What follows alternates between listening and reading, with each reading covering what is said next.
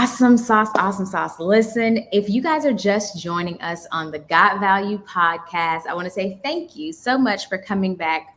These intimate conversations with leaders who I hold in high esteem, for me, have truly been just such a blessing, because not only do I love hearing stories, but I love learning how others have used not only their brilliance, but their desire for well-being as they're progressing in their career. So we are going to hop right into it. Camille, how are you? I'm good. I'm good. How are you? I am here, and showing up is sometimes the best thing that you can do. So I am here, I am showing up, and that is where I'm going to go with. That's what I'm going to go with. Exactly. Showing up is like they say attitude is 90%, but showing up, I think, is the 100% first, because your attitude you bring is great, but showing up and being present, sometimes that's so much of the battle. So I still applaud you, right? We're all doing the best we can. And so, we're going to continue giving ourselves grace. Absolutely. Yeah. Absolutely. That showing up piece is something that I always promised myself, that, okay, you get to deal with all of your emotions. You get to honor what those are, but you also will have to show up for what matters most to you. When you need a break, take it. Yes. But show up. Exactly. Show up. Exactly. But no, so again, because I love leader stories, I like to have you to introduce yourself. Let us know who you are, how your magic shows up in the world. So I am Camille John. I am a healer. I am a wife and an aunt and a sister. I'm a woman in business, and just like most of us, trying to navigate through these moments, right? Because I know we're in 2021, but I keep saying we're like in the, I don't know if this is the like the 20th month, 22nd month of 2020, because it just keeps extending. And so when I think of that, my brilliance and how it shows up is just constantly trying to figure out who I am every 5 minutes, right? Oh, yeah. Go through these titles. I don't want to say my title at work, because that's not who I am, right? That's what I happen to do. Mm-hmm. But I am a leader. And so I'm just really continuing to affirm the things that we say we are, rather than just leading with title first. And so it shows up, though, in the banks. I work at a bank, Bank of America. And so my brilliance shows up in terms of bringing my courage, my boldness, my ability to be curious, to helping the bank really lead our strategy on underrepresented talent. So historically excluded talent, really focused on our Black and our Hispanic Latino communities is where I started.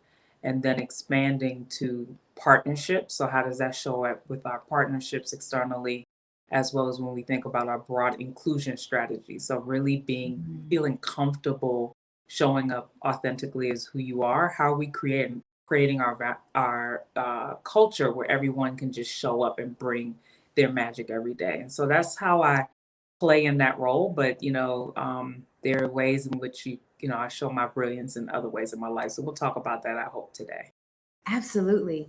And I love what you just said too, in that I've been fortunate to work with a number of truly dynamic individuals, from high-level executives to mainstream celebrities. And the one thing that the most successful folks who I've worked with, they all kind of have the same thing, in that their title doesn't define them. Yeah. Yes, it is what they do, but it is not what defines who they are. Mm-hmm. It's a part of them, and not a part that they ignore, but it doesn't define who they are. And it truly does speak to how you not only honor yourself, but how you recognize, grateful for the title. It, allows me to do this, that, or the third, but now this is who I truly am. So I love that you led with who you are instead of what you do. Yeah. And that's been a shift. I mean, we don't always start out with all this level of enlightenment. You're not always born with it, but we get kind of, um, programmed out of it. And Yeah. so, when we're babies, we're just babies. Hmm. We don't, and we're just our names. I'm just Camille. Yeah.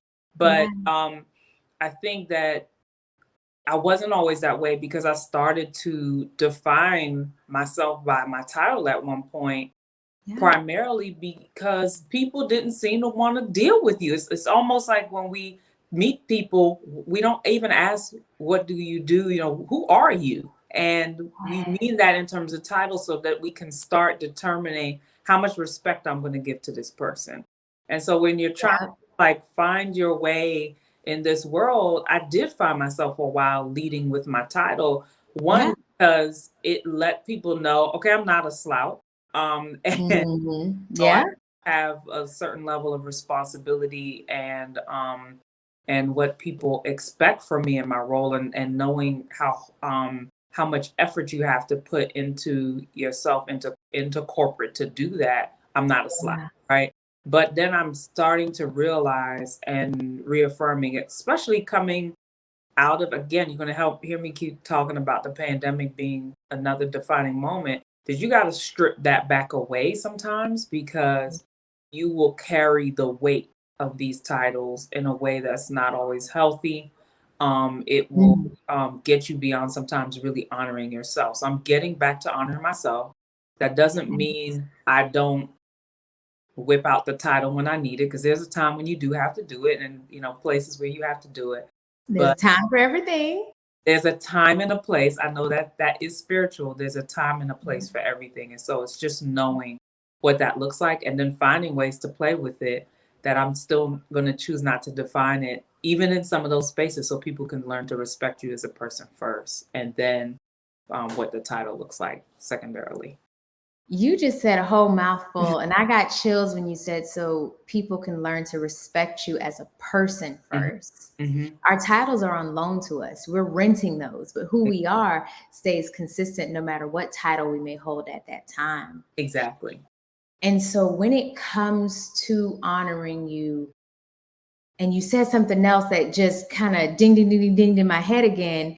It was, people will ask, what do you do, before they ask who you are. Hmm. And it's funny, I was doing a workshop a number of years ago, and a person had come up to me and they're like, oh, so what do you do? And I said, I want you not to ask anyone else that question, Hmm. because you are deciding how long you're going to speak to me based on what my answer is. Yeah. Instead, I would like for you to ask me, how do you show up magically in the world? Mm. And she looked at me strange at first. And I said, I promise you, you'll get many more authentic conversations than you will with what do you do. Exactly. You will get so much further, so much faster, if you're looking to go fast, if you, instead of trying to assess what the person can do for you or what you can get from them, assess who the person is. Like, you never know, you could meet your best friend, because instead of asking what do, you ask them, how do they show up magically in the world. Yeah. That is actually so delicious. One of my friends, Marcy, talks about bringing your own brilliance, and so when you use that kind of language, also it takes a moment for you to just stop and think about that, because we're always defining ourselves by these roles and in these particular lanes that we Yeah. go in and out of, and which also have masks. And then asking me how I show my magic, Mm-hmm. way different, right? Because it really opens you up and gives more expansive and a more of an expansive opportunity, to your point, to show all the sides of who you are, not just me falling back into the mask for that Yes. goes along with whatever that particular role and title is. Because there's one when you have one as wife, mother, whatever. Those all Yeah. have masks that go along with them too, whether we want to admit them or not. So that I love that. Listen, whether we want to admit it or not, it is all a mask, which is why, and it's so funny when I was thinking about this topic after our first conversation, what does honoring you look like? Mm-hmm. Like, what do you feel that looks like? Because you literally, and it's physiologically impossible to pour from an empty cup. If there's nothing in the cup, you can put it in the pouring position all day long, but if there's nothing in there, Mm-hmm. nothing is going to come out. Mm-hmm. It's what it is. Law, yeah. And so if you don't fill up you first, Mm-hmm. then you can't give to anybody else. So Mm-hmm. what does honoring you, like, what do you believe honoring you first looks like? So this is a word that I've had to get more comfortable trying to be, which is selfish. And the other piece I know is that language matters, but sometimes Yes. language is also what meaning we ascribe to it. And so when when I think about growing up, being raised, I'm from Maryland, my family's from Trinidad and Tobago, so I was born in this area, so first generation American, family, was in a very, kind of religious background. And you sit in church and they talk specifically in there about selfishness being one of those kind of characteristics that you don't want to be. Like a sin. Hmm? Like a sin. Like They a consider sin. it a It's a sin. literal sin. Mhm. And but when I look, sometimes I think we have to the and I'm not saying fight scripture, but it's also going back and knowing the etymology of words and then breaking down meaning, because I think there's things in meaning that go into that as well. So what I found is when I focused on myself first in terms of creating, where am I creating the best capacity? um Being able to focus on my objectives and those allowing me to grow so that I could create capacity to do more, right? And that's Yes. where I think that's about being selfish, because what I also know for sure is we will get chosen, and a lot of us are, when we talk about this magic, and you honed in on it, that we try to snap and figure out how can I use that for ourselves, for myself, that Mhm. we will end up being on somebody else's agenda and program at all times, All because times. they will grab at you. They see your brilliance, they see what you're bringing to the table, and they just want some of that magic. It just makes them feel good, right? And it's Yeah. something you do, is who you are. It's just the way you show up. Yeah. And so with the thing with being selfish is, where can I have the biggest impact? And are the things that I'm being asked to do in alignment with what my impact is, why I'm here? And I have to keep checking in on that. And I know you may have had this moment where somebody will ask you to do something, because I'm telling you, I'm recovering. I'm a recovering um, horrible boundaries person, and that includes boundaries with others and myself. I call it a yesaholic. A yesaholic. That was Everything is yes. It's yes. And what I'm realizing now, because we were told lead with yes, and now I'm starting to lead with no, because you start Leave with feeling no. bad as soon as they ask you. Then you go back, why did I agree to that? I didn't even ask enough questions to understand what it was really going to require of me. And so then the energy, and I'm not even really showing up being present. I'm Mhm. not showing up giving from the right spirit, feeling, Mhm. beholding. Maybe I'm dropping balls because I'm overwhelmed. So Yeah. there's all these things that go into really honoring myself. And so now I'm checking in and saying, you know, let's talk a little bit more about what that means, because maybe there's a piece that I can do, or maybe it's just for this time, I'm sorry, there's nothing I can do. And I had to start getting better at that. And then the also Mhm. thing with being a yesaholic is that I was honoring people before I was honoring me. And Yeah. so that shows up when I say with the poor boundaries, because then normally that comes with ways in which you are compromising yourself and Mhm. not even being kind to yourself. Yeah. And so I'll give you an example. As a real example, my dad and I are working together on a piece of real estate, and he has been so, I think, mission focused. Being thoughtful with his tenants and not, wanting to raise rents. Yeah. Because he's a good dude, and he's one Yeah. just I'm not trying to, scratch out people's eyeballs. But what I realize is, are you honoring yourself and collecting enough so that you can run this in a way that feels good for you, Yeah. feels good for them? So it's I think constantly Mm. rechecking what that looks like, Yep. so that I'm not giving people more deference than I give Hmm. me, and then it's costing me. It's a long-winded answer, but it's No, it's a perfect. constant reestablishment, renegotiation of boundaries. But I thought boundaries was just the ones you had to establish the lines with others, but I have to have better boundaries, for myself too. No, it's actually perfect because I was going to ask you, a lot of times we do continue to just accept more because those who know you'll do it, they'll always continue to keep coming to you because you will say yes. Yeah. Why would they not come to you? You're Mhm. going to say yes, Mhm. and you're going to deliver to me above and beyond what I could have imagined I would get. So why wouldn't I keep coming to you, especially because I know I'm going to get more than what I asked for in the best ways. And so when you are erecting those boundaries at first, it can seem like you are being mean or you're being cruel, or you're not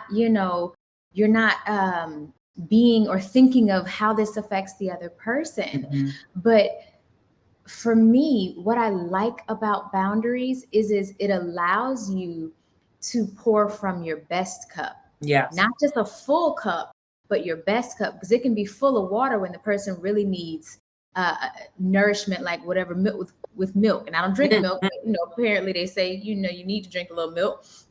So pouring from your best cup to me is what you're able to do when you erect some pretty strong boundaries. Yeah. And then it helps you to, there's this book that I'm reading called Essentialism. Oh my goodness. One of the best books where it talks about saying yes to what's essential and getting really, really comfortable with Mhm. saying no to the things that simply keep you busy, keep you in a constant state, of like kind of like being on a hamster wheel, Yes. because you'll always have more things to add to your to-do list. But Yes. how can you adjust it and erect boundaries so that people aren't continuing to just pour on your plate so that you're, at the office 11 o'clock at night and then back again at 7 a.m. because they know that you'll produce. So how can we, because I'm a practical type of woman. And I grew up super religious and I didn't understand the King James Version then. I said, give me some new international because this is all these parables it's just not working for me. So I like practicality. Mhm. So what would you say are one or two ways or one or two steps that we could use to start to set limitations when we are trying to figure out how do we stop it continuing to accept more and erect some strong but necessary boundaries? Um, I'll answer you by going back to something you said, and I'm pulling my pen out because I'm getting ahas from you, right? This is this is a definite energy exchange. And when you said that I want to pour, but give them the right substance. So even if we give above and beyond, that still might not be the right substance for the moment. And if Yeah. I keep giving, giving, giving, I may be stepping in the way of somebody who's even better graced than me can do it with Yeah. such a magic. It's something that's not even taken from them. So it might be my 150%, might be their 50%, but it's 150, 200% for the person that's asking for it. And I'm Yes. stepping in the way of them establishing and, showing their brilliance. And so I Yes. think a lot of it is um, really taking first stock, to your point, not just of what's essential, but realizing that I gotta just take a step back, because then you will be spending time on the things that aren't. I think Yeah. that's the first thing, is probably doing an audit Ooh. and really going back to the stuff that, hey, was great, but I really didn't feel good or I was not present. And Yes. I've had that where I show up all the time for my family and they do for me. But there Yeah. were starting to be times where there were things where I wanted to go to maybe a development conference and then it might fall on the week of the annual barbecue, and you always played this role. Well, was my best and highest use there and not being present because I'm a little angry, that I gave it up for you Yeah. all? Or is it me saying, hey, I can't physically do this piece, but I'll be at the party from X to X, and I can give you 100%. And then let me arrange somebody that can do the other piece, right? That can maybe show up. And so I think it's though giving people choices with that. Yes. And then establishing and letting them know I may not show up in the same way, but let's talk through if it's something that I can do, maybe a resource I can direct you to. Yes. I have somebody in the stead. And I will tell you, people are just going to push back anyway because they're used to you. They don't want to get too used to a new person. And I think just keep working against the guilt that requires. Sometimes my yes has to go back and be a no. And I've had to disappointing people. And I know people say that's just horrible for your brand and you don't want to be wish-washy. But then sometimes you're really not getting me to even give you 100%. Maybe I'm not even giving you 10%. Yeah. And then I've kind of something on there. The intention wasn't right. You weren't happy about it. So it's still not the right exchange. And so being able to say, listen, I really thought when I did this that I could take this on, but I need, either we need to rethink what that looks like. Maybe I can play this part and just continuing to renegotiate. Sometimes it's, I'm so sorry, but I just can't. And that has been devastating because we are taught to show up. And we are taught to do it no matter what, but you can't do it at the expense. While your word is your bond, and it should be your bond, it can't bond me to the point where I'm putting so much of my word out there that I am starting to really defeat myself, by, I'm not showing up for workouts. I'm not showing up to eat right. I'm not, just in the sense of and sake of, oh, but I said yes to all these things. And so I'm having to reconcile that now. I will have to deal with the hits later, right? Sometimes you said yes and you can't say no because you're still trying to even reevaluate what this looks like. Now you're in some shoes that aren't comfortable. It's like new shoes. It's pinching some kind of way. So I now have to make adjustments because I'm not going to sit here with these shoes burning my feet anymore, ignoring it just to say that I wore the shoes. And so really that audit, going back and really evaluating and saying no, and then evaluating how that yes is going to feel. And so that's, I think, the last piece to am I going to really feel good about what I gave, or did I just only always do it out of obligation? Now, you just said a whole mouthful. That last piece was the culmination. Asking ourselves, how does this make me feel? And acknowledging and honoring that. Because for so many of us, we do what we should. Well, I should do this. I should that. I should, instead of I am excited about, I want to. If there's always a should in front of it, then that means it's not what you're supposed to be doing. And that's okay. There is such peace that comes when you get really, really comfortable in saying no. And I get it, lean in, year of yes, all the things, but you also too have to honor what season you're in, because there really is a season for everything. And if you're supposed to be transforming into a butterfly, that means you have to go into a cocoon. That means you can't also be at every event, in every person's, party, or running every single project. Because if you're in a period of transformation, then that means you have to go into yourself so that you can transform properly. Because if you don't transform properly, then you'll never be able to truly flutter as a butterfly, because your wings didn't have enough strength. Exactly. You were too busy trying to hurry up to get out. Like, it's okay to say no. No is honorable. Exactly. That what you're talking about, that cocoon, it shows up as rest. Yes. It shows up, and I love the analogy about that development. The other thing that it makes me think of is two others quickly. One is when you think about bamboo, before bamboo really comes over the ground, and I remember I think it was Les Brown that talked about this, that it's spending times rooting, it's developing the root system first. So by the time we start seeing the bamboo above ground, the roots are at the length and or greater than what's above that we can see. And so I say that is sometimes we need to take the time to allow ourselves to get rooted, because if we jump out too quickly, or we're too overexposed, we're not allowing ourselves to develop, then we can't withstand the second there's a strong wind that comes, right? Yeah. Bamboo is some of the strongest, most resilient structure. Once you grow it, it spreads. You can use it to build homes. I mean, just this one plant you can turn into so many things. But I think we have to respect that process of rooting, that process of developing like a butterfly. And then the other thing is, we also have to remember, though, that there's a balance and a necessary need or harmony with the right amount of tension or stress. And so there was a study, I saw this in Jay Shetty's book recently, and it reminded me, there was a study that scientists saw that plants, there were these trees that they put in perfect nutrients, water, sunlight, all that, and they would grow, but then they just kept falling. And what they realized is it wasn't getting enough wind.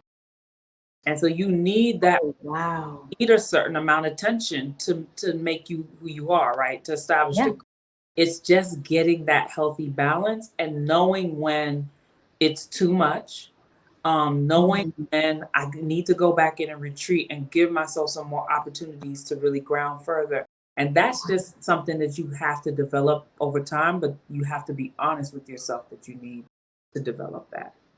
That is so true. Because even with, and I love butterflies, so I talk about them often, but when the caterpillar goes into the cocoon, if you help, let's say you realize that it's trying to break out, if you help it to break out, it'll never fly, because like you were saying, it didn't have enough wind, it didn't have enough to make it so that it can withstand, because it learns. You only become a skilled sailor by actually getting out into the ocean. Exactly. You can read about it all day long. Exactly. You read all day long, and once you get out into the ocean is when you actually learn how to do it. Right. And that same thing is true. And that's where I believe, I call them your alarm system, your personal alarm system, where you get to, or you should identify, what are my 3 levels? What is yellow for me? And for yellow, I define it as being slightly overwhelmed, but you do need some tension to be able to know how to deal with just the things that happen in life, because life be lifing. It be lifing. So you need to be able to withstand some things, because it's not always going to be smooth sailing. Exactly. Rough seas make you a skilled sailor. Yep. So identify, what does it look like when I'm on yellow, when I'm slightly overwhelmed, but it's perfecting me, right? It's not breaking me, it's perfecting me.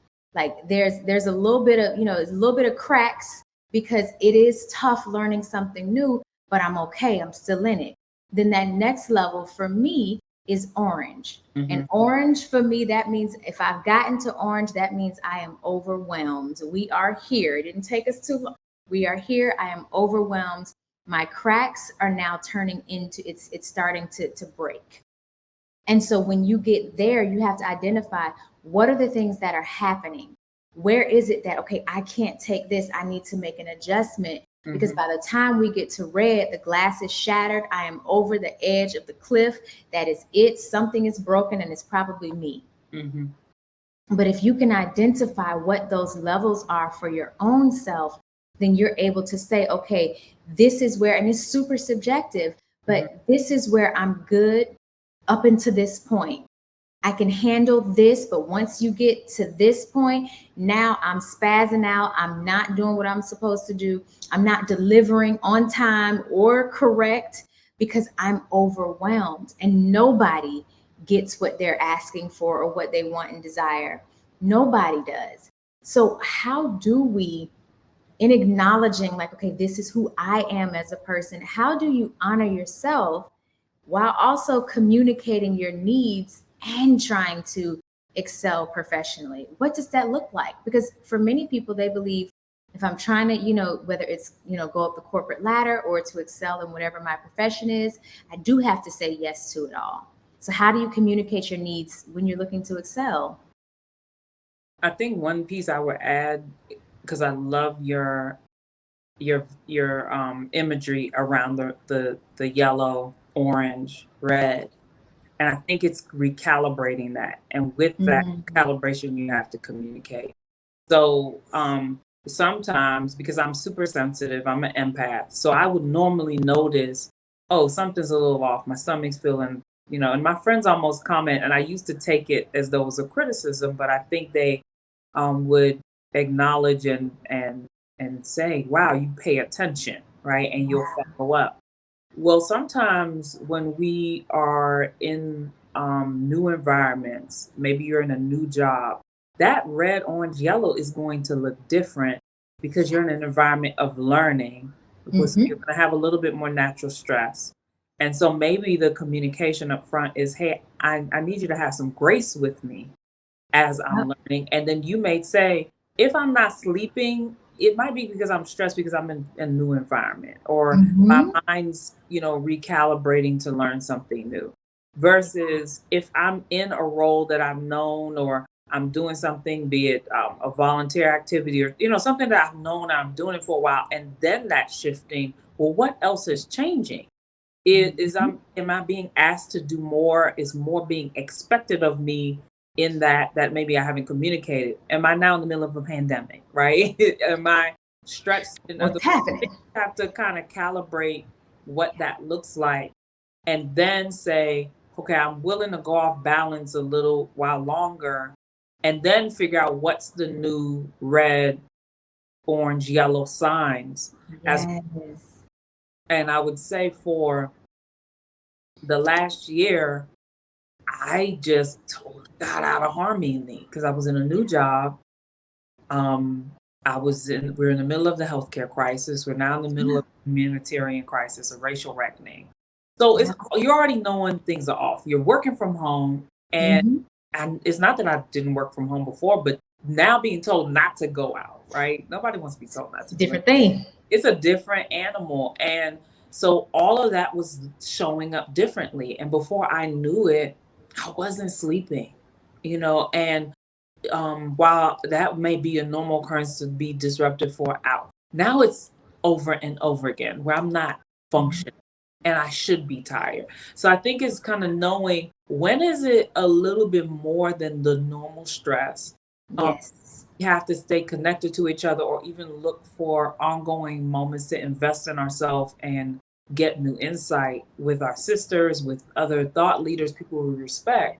Because it was actually a colleague who was having a conversation about her health and the fact that her doctors were exhibiting a little bit of bias when she was following up on things that weren't quite right. And they tell her she was fine, and she kept having to go back.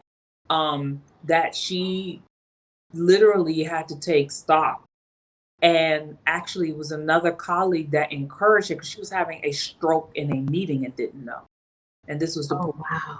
When I heard that, and I'm thinking, okay, I've been ignoring a couple things, maybe following up on the doctor, or I didn't go to the doctor during the pandemic. Let me go follow up.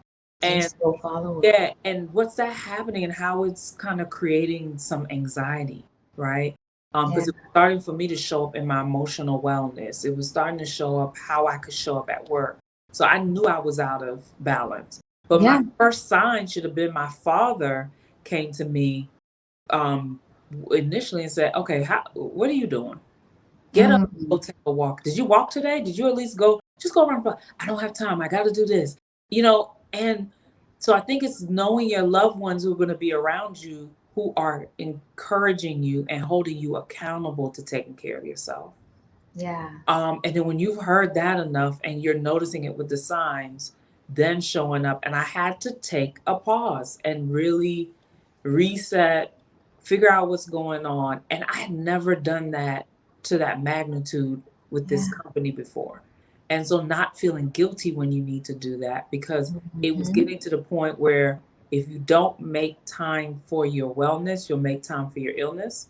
And so I had to just stop before I got to that point. And I do have and had the blessing of a leader at the time that kept asking me, when are you going to take some time off?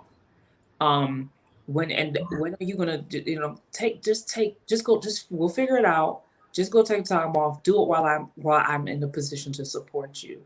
And she said she was able to take that stance because of COVID and because of, things she was seeing. So I think it's also us having and giving that grace to someone else when we are in the position to repay the favor, because there's always going to be a time to recognize that. I love that. I love that. And I like too that you had a support in your organization who is like, no, we have this option for you. I Right. need you to exercise it because again, I'm not going to get from you what I need anyway if Right. you stay in this state. Right. So what does it look like? Go Right. rest. Rest Right. is revolutionary. Like Right. you are still being productive if you get some rest because then you Exactly. come back 10 times strong because you've had a chance to breathe. Exactly. I love that. I truly do. Because number one, we also too, we have to remember what is our why? Like, yes, working hard, doing all the things, excelling. Our 50 may be, someone else's 150%, Mm-hmm. but bringing it back to the why you're doing it all, for me, has always been what has allowed me to, okay, let me go back. I can get back to my safe place here because I know that the foundational reason as to the purpose for me doing all the things is because of this. So Mm-hmm. like what would you say or what do you believe like your why is? And then how has that changed as you have? Because we're all ever evolving. So how has that changed? So I would tie back one thing you said about rest is revolutionary, and I would also say rest is our birthright. Um, It we is. have to acknowledge, because there's something that we've been celebrating, which is overwork, and Mhm. we got to stop that. And once I think about my why, and I'll connect it to my why, I think my why initially was very external. I wanted to be Mm. for, for others, like for Yeah. initially, being a first generation American, I felt a responsibility. So again, it's something I tied to the side that I needed to achieve or be successful, whatever that picture was, um, Yeah. to honor my parents and what they sacrificed to come here and make sure that, they were laying a certain foundation for me. So I felt I owed it to them. Um, Yeah. so I was trying to really please and make them be proud to a certain extent. You get to a certain age where that shifts, but sometimes that's always driving you to still be a part of that. And so it's very externally driven. And then it Mhm. up in all kinds of ways in terms of my why.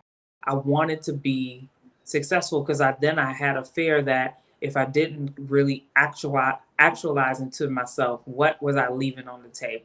Right. And Mm. we talk about graves being full of people that didn't live, to their potential. And I was Mhm. afraid of that. I think Mm. where I am now is more shifting to being more internal in terms of my why. And my why is, to just be happy and just be in a space of peace. And so I got getting up is allowing me to get up and learn every day and have a new opportunity. So again, it's not the role or the job.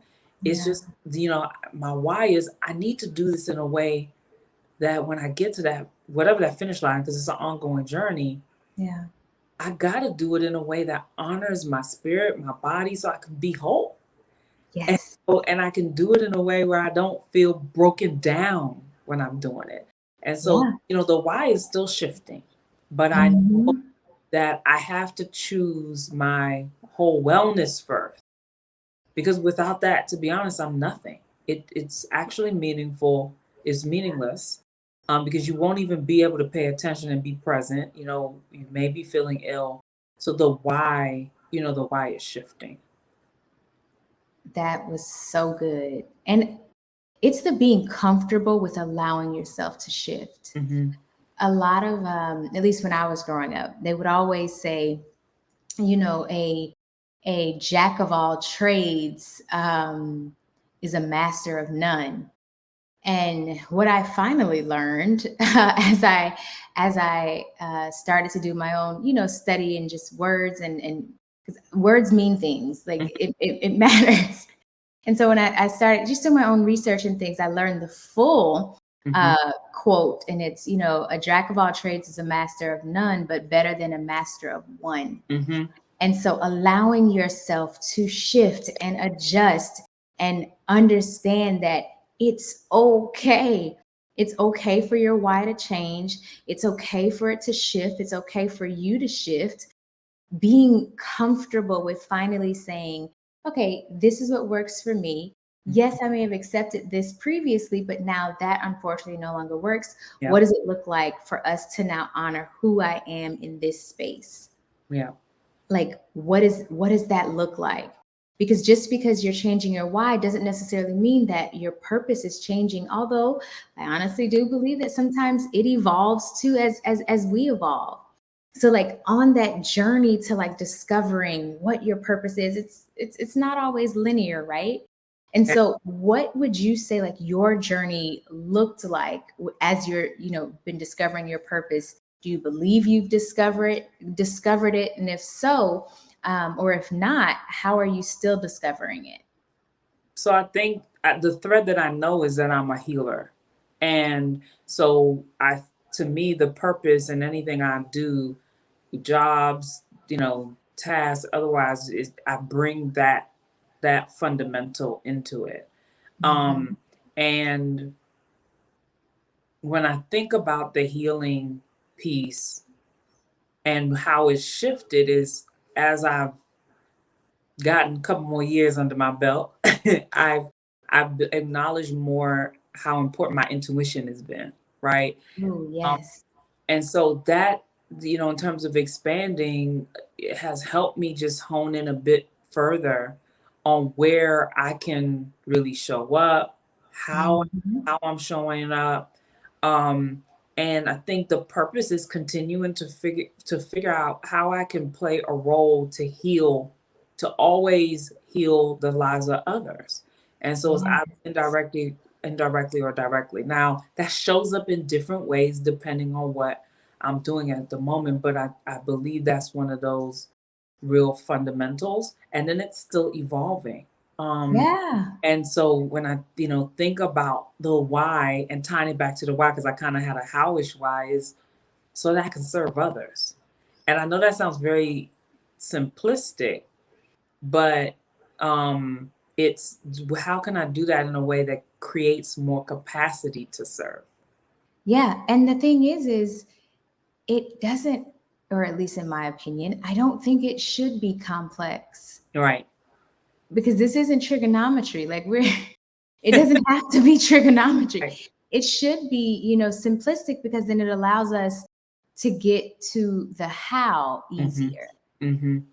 If the why is simplistic, then it allows us to get to the how Mm-hmm. in more of a straightforward manner so that again we can serve from our best cup, not just the regular one, the one that got only the water when we need something else, Right. but serving from our best cup. Yeah. Listen, this conversation, and I'm just gonna ask one more question, 'cause I know this conversation is so good to me. We legit could talk for hours on just all the things.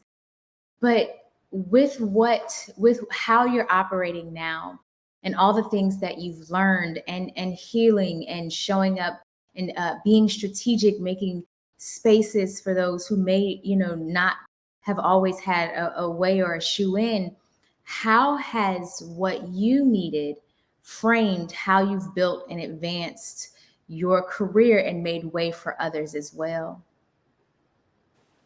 I mean, that's what led me into going into DNI. Mm. I felt for a good part of my career that I was unconsciously unconscious in terms of the how do I do things, why, being first generation corporate. And, I have a very proud family, very enterprising. And the way in which you sometimes have to navigate they don't have the tools. There was no model, right, to tell me Yeah. to do that. Most of my family's either in healthcare, education, in construction, um, Hmm. and so they couldn't tell me how to operate in this way, right, Yeah. and being in this kind of framework. And felt like I struggled with that when I came in because Ooh. trying to fit into this model of what corporate I thought should look like, what Hmm. professionalism should look like. How do I dress? How do I show up? How do Yeah. I communicate? And it's code switching, and I'm still uncovering, pulling back from some of that, right? That Yeah. showing up, um, and I believe that it's just been really continuing to really reshape it as time goes on because it was just no model. Um, and Yeah. then I had to start figuring it out. I didn't know who to ask for help or what to ask for because sometimes you don't want to show your weakness in the please help. Um, Yeah. so there just became a time where I said, had I known the right information, I would have Mm. been way further along than I had reached in my career. I truly believe that. Had I had known Yeah. questions or had the person early on the information in a way that showed me how to navigate, I'd be further along, whatever further along in my mind meant. And so Yeah. that led me to um, do a couple of things. One of our fantastic leaders came forward with this idea for multicultural women already, a program for women. So I was able to lean in there, and I decided I Mm. wanted to, at least when folks reached out to me, that I could show up and in a way that was a bit more authentic, so at least they'd feel comfortable coming. Yeah. It made me continue to show up in spaces where I was the only woman or only person of Yeah. color, maybe, only in a lot of ways, so that people could see someone else at least get to that next level, even if I didn't feel like I was super senior at the time. So I think Yeah. not having what you need sometimes allows you to be, I don't want to say a beacon for others, because that's to me putting too much um, Pressure.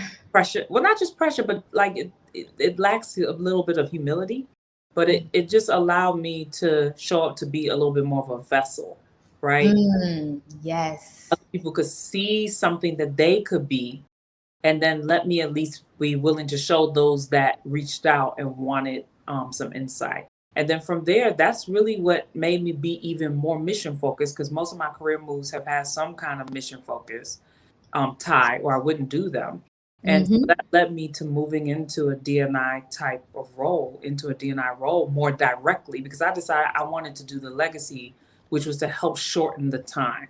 If I could get information, insight, Hmm. engagement, be exposed to someone, or have another leader be exposed and provide this and enable someone to do that in a way that someone could see themselves do it and do it in a shorter time and make Yeah. more people do it, then that's what led me to start trying to be the thing that I didn't have. And so it's funny because there's a quote right next to my desk, be the woman you needed as a girl. I'm still striving to do that all the time. And so one Yes. of my additional whys is frankly my niece. She's my surrogate daughter. And, Yeah. I'm thinking about not just how I can show up to create spaces for me immediately, but how can I, make sure that I can be the person that I needed, in terms Mm. information, the access, even just the warmth, even just the love, right? At that time, um, Hmm. that could help create those spaces for others. So I think, that's how I continue to try to show up. I that just, and I hate to say warm and fuzzy, but yes, it's the unknown unknowns. Yeah, Like there are just certain questions that you wouldn't know to ask, and people who haven't been in that space and place would not know to ask. exactly. So having someone, I like to say, as a guide, or hey, this is how you excel, because And I tell people all the time, you should never tell a woman or a person of color work harder, because Mm-hmm. that's never usually the issue. Yep. The issue is they can be the hardest working person in the company, but if they have not yet learned to build strategic and collaborative relationships with mentors and sponsors, mentors who can help guide them through the pressures of growth and the challenges that come along with growth, and then sponsors who can advocate for them so that they can have opportunities and be brought into rooms that they didn't even know exist, then no matter how hard they work, they'll still never achieve the level that they can, simply because they don't know who the players are who can tell you yes. Exactly. Exactly. You Oh, you said a mouthful right there. And I'm still learning how to leverage my sponsors. yeah. Still, encouraging myself to tell my own story, because a lot of times we think we're not doing enough because Mhm. of that exact thing. We were told to be 2 times, 10 times, 100 times greater.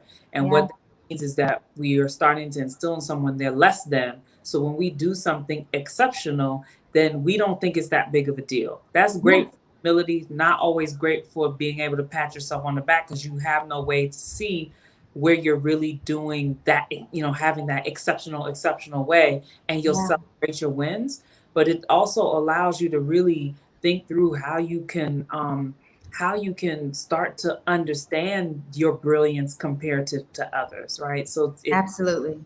it's a way of just letting us know we were already good enough because we're here. We just have to show in that way so that people can't ignore it. All right. And Absolutely. we don't have to work any harder. And that is something that I think is the thing we have to take out of our vocabulary. We have to have more focused effort. Yes.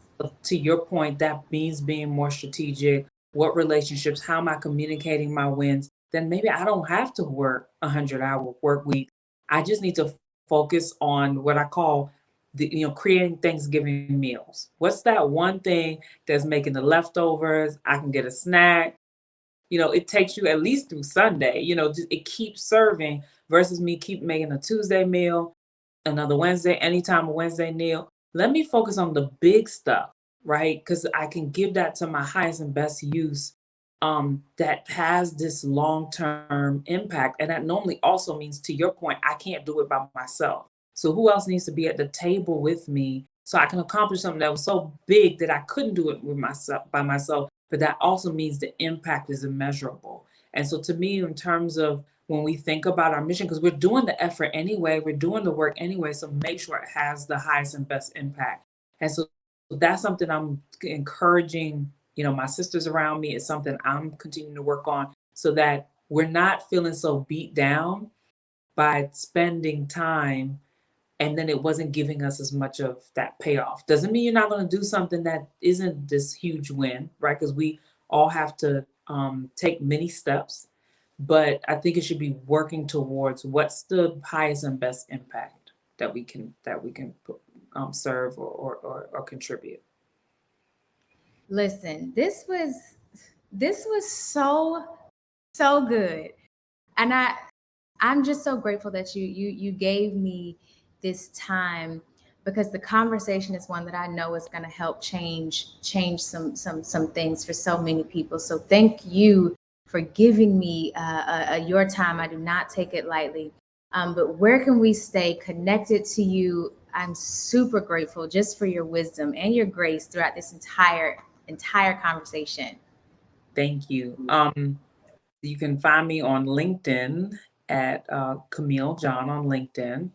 And then Instagram, I'm at Pundit and Pumps today. It's Pundit and Pumps. You can find me there as well, and we can stay connected. And then I'm sure I'll be, looking into your community, because I was remiss in thanking you, because what you're doing is allowing people to know that they're being seen. And so thank you, because it lets your listeners know, those that are a part of the conversation with us, to look for ways, how are we making sure that others around us are seen. And so thank you for creating this space and this platform to even talk about these conversations. Absolutely. Absolutely. Listen, I'm going to let you go, but thank you for giving me some flowers, because it matters to me that we start having real conversations about more than just the title.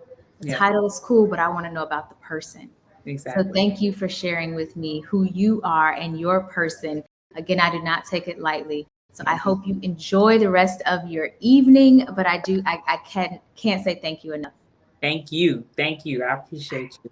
Yes. Okay, y'all. So stay connected. These conversations, you can already see if you listen to even a part of this conversation, you know this was phenomenal. So stay connected with us everywhere, rgopgroup.com, and I will see you next time. Bye. Thank you for joining us on the Got Value podcast. Remember, there is true value in purpose, and the greatest discovery of your life will be exactly what yours is. Stay connected with us at gotvaluenation.com.